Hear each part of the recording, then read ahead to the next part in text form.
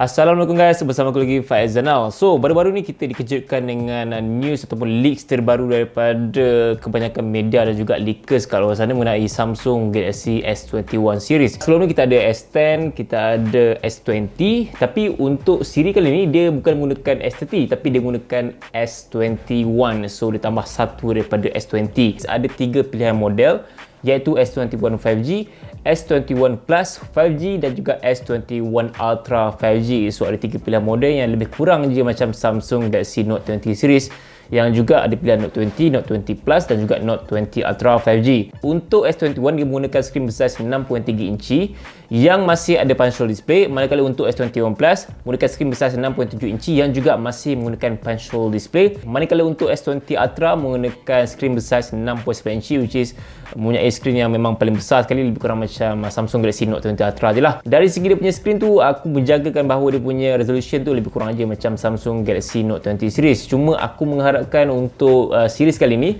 dia punya 120Hz refresh rate tu boleh enable lah untuk dia punya resolution QHD. Sebab sebelum ni walaupun Note 20 Ultra tu dijual dengan harga yang premium, tapi dia punya refresh rate 120Hz tak boleh enable untuk QHD. So untuk Full HD saja. Kalau Samsung enable 120Hz untuk QHD dia, korang memang akan dapat dia punya skrin yang memang sangat cantik, warna yang sangat sharp dan juga skrin yang sangat-sangat lancar lah. Seterusnya dari segi kamera, kalau tengok kamera yang ada pada S21 dan juga S21 Plus memang lebih kurang sama je sebenarnya. Dia menggunakan 3 kamera. Aku tak pasti berapa megapiksel sebab tak ada leak lagi pasal berapa megapiksel apa semua. So dia punya rekaan kamera bump tu memang lebih kurang macam Note 20 series, tapi dia ada keunikan dia sendiri. Dia macam kamera bump yang terus bersambung dengan dia punya frame tu. So dari segi warna dia tu memang ada main dengan dua warna-warna lah. Untuk dia punya bahagian kamera bump tu menggunakan macam chrome finish yang berwarna seakan keemasan, manakala untuk dia punya panel belakang tu warna lain. So kalau pakai S21 ni aku rasa memang akan nampak menonjol gila lah kalau kita tak pakai casing kan. Manakala untuk kamera bump yang ada pada Samsung Galaxy S21 Ultra memang obviously memang besar, sebab Note 20 Ultra pun kamera bump memang besar gila, dan dia punya rekaan pun memang lebih kurang je macam S21. Cuma dia punya kamera sensor tu lebih banyak, which is menggunakan quad kamera yang aku jangkakan akan ada 108 megapiksel sensor at least, dan ada ultra wide, ada telefoto, dan satu lagi aku nampak macam sensor laser autofocus lah. Dari segi prestasi pula, baru-baru ni ada leaks mengatakan bahawa Samsung Galaxy S20 series ni akan dibekalkan dengan Snapdragon 888, tapi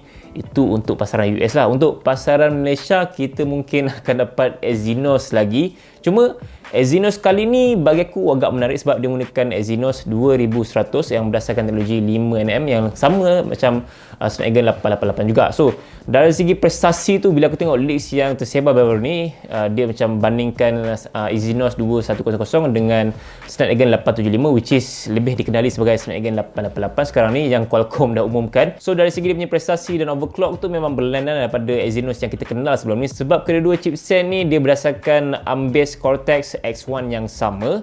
Tapi kalau kita nak bandingkan dan berdasarkan apa yang tersebar sebelum ni, Qualcomm dia mengatakan bahawa dia lebih memfokuskan kepada efficient instead of prestasi. Tapi untuk Exynos 2100 ni dia lebih memfokuskan ke arah prestasi. Kalau tengok skor benchmark yang dikeluarkan sebelum ni, memang boleh nampak lah yang Exynos 2100 ni memang tapau Snapdragon 875 ataupun lebih dikenali sebagai Snapdragon 888. Dan ini mungkin sinar baru untuk pembenci-pembenci Exynos sebelum ni yang mengatakan Exynos cepat panas, Exynos performance drop apa semua, yang mungkin juga ada sinar baru pada Exynos pada tahun 2021 nanti bahawa Exynos 2100 ni akan memberi prestasi yang lebih baik, battery efficient yang lebih bagus, dan benda-benda yang mungkin positif lah untuk Exynos 2100. Tapi ini semua berdasarkan leak saja, bukannya end result. So aku tak nak letak harapan yang tinggi lagi untuk 2100 punya Exynos.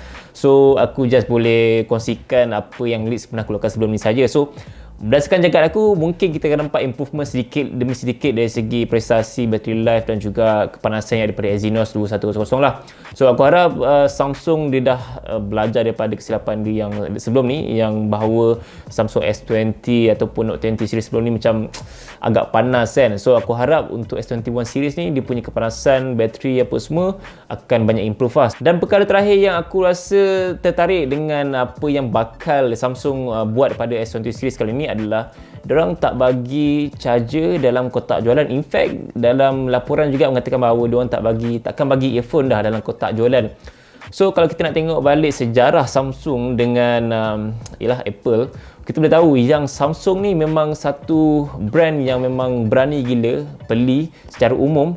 Apa yang Apple buat, macam contoh dia punya AutoJet 3.5mm Apple buang dan Samsung beli sampai buat video. Dan seterusnya pasal iPhone X menggunakan skrin jenis notch, yang Samsung pun memang buat video beli pasal benda tu, yang ada orang dengan rambut ada notch apa semua kan. So memang obviously Samsung memang berani gila beli Apple. Selain tu juga yang paling latest pasal Samsung beli Apple pasal Apple tak bagi charger dalam kotak jualan. So itu something interesting sebab kebanyakan apa yang Apple buat, dia buang benda-benda tu semua memang jadi translator kepada jenama Android di luar sana lah. Contoh sekarang ni pun kita boleh nampak yang majority tak gunakan AutoJet 3.5mm dah, dan juga majority dah menggunakan skrin jenis notch. In fact ada yang juga menggunakan skrin jenis full screen dengan pop-up selfie camera apa semua, tapi majority memang menggunakan skrin jenis notch ataupun punch hole display. So aku rasa Samsung memang boleh ikut sebenarnya rentak apa yang Apple cuba buat, tapi dalam masa yang sama aku tak rasa Samsung takkan bagi langsung charger untuk awal-awal ni, sebab kita tahu Samsung sebelum ni macam mana, diorang memang suka bagi freebies. Lagi-lagi kalau korang beli masa pre-order smartphone Samsung yang baru macam S20 sebelum ni, aku dapat TV, Note 20 pun dapat barang yang free, Note 9 sebelum ni, Note 10 apa semua memang dapat free gift yang aku rasa sangat berbaloi untuk aku nak beli secara pre-order. So aku rasa kalau Samsung nak buang charger dalam kotak jualan sekalipun, aku rasa mungkin dia awal-awal akan bagi free tapi secara berasingan. So dalam kotak tu memang tak ada charger, so mungkin dia akan bagi secara berasingan sebagai free gift. Dalam masa yang sama, Samsung mungkin akan slowly buang dan ikut trend yang apa Apple cuba lakukan. Tapi ini sekadar leaks dan rumours saja, so tak semestinya benda ni tepat apa yang aku kongsikan ni, sebab sekarang kita tak official lagi launch dekat Malaysia ataupun kat global kan pasal S20 series ni. So aku tak boleh nak yakin sangat dengan apa tindakan yang cuba Samsung nak buat ataupun ikut Apple ke tak. Kalau berdasarkan tindakan Apple sebelum ni buang charger dalam kotak jualan, memang diorang dapat murahkan penjualan iPhone 12 Pro dan juga 12 Pro Max berbanding dengan iPhone 11 Pro dan 11 Pro Max sebelum ni lah.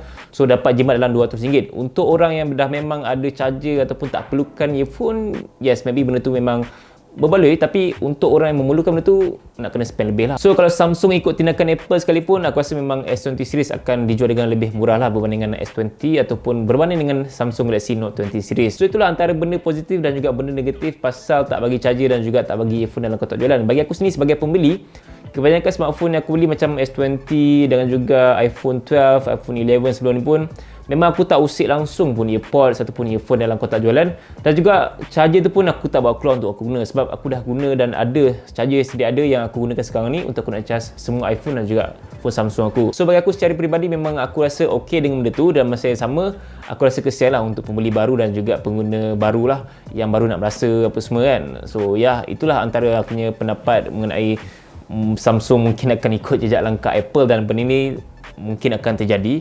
Selain Samsung, aku rasa OnePlus pun mungkin akan ikut, dan juga Xiaomi ke apa semua mungkin juga akan ikut tindakan Apple ni, dan ya seterusnya dia akan menjadi satu translator lah untuk kehadapan nanti. Kalau kita nak sentuh bab penjagaan alam sekitar ni, kita dah boleh nampak yang ada gerakan elakkan penggunaan beg plastik, gunakan woven bag ataupun beg kertas, dan juga elakkan penggunaan straw plastik, gunakan straw kertas dan juga straw besi apa semua. So dengan benda ni sekaligus aku tak pelik lah kenapa Apple bertindak macam tu juga. Dalam masa yang sama, yes, aku nampak yang benda ni macam nak buat keuntungan lebih sikit lah, sebab dia jual secara berasingan dan juga ada pilihan lain lah untuk korang nak beli. Sama ada korang nak beli yang murah ada, yang mahal pun ada lah. So kalau yang murah aku boleh suggest macam brand Aoki ataupun Anker lah untuk dia punya charger plug tu kan. Untuk pelancaran rasmi Samsung Galaxy S20 series, berdasarkan list dikatakan bahawa pada sekitar bulan Januari lah, memang agak awal berbanding dengan Samsung Galaxy S20 sebelum ni pada bulan Februari, dan juga Samsung Galaxy S10 sebelum ni pada bulan Mac. So macam makin lama makin awal kan. So kita just tunggu dan lihat saja macam mana nanti. So guys, itu saja untuk video kali ni, dan aku harap korang enjoy video ni. Aku harap video ni bermanfaat untuk korang semua untuk nak decide. So ya,